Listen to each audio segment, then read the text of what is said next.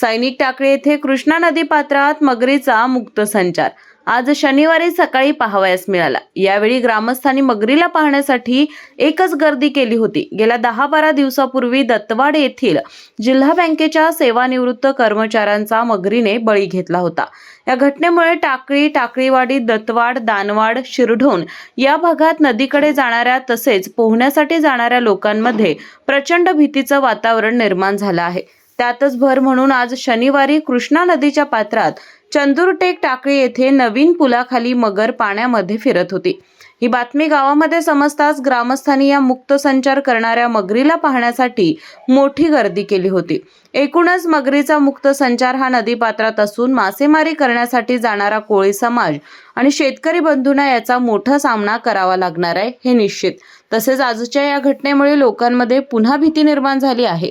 तरी वन विभाग आणि स्थानिक प्रशासनाने या मगरीचा बंदोबस्त करावा अशी मागणी नागरिकांच्यातून होत आहे।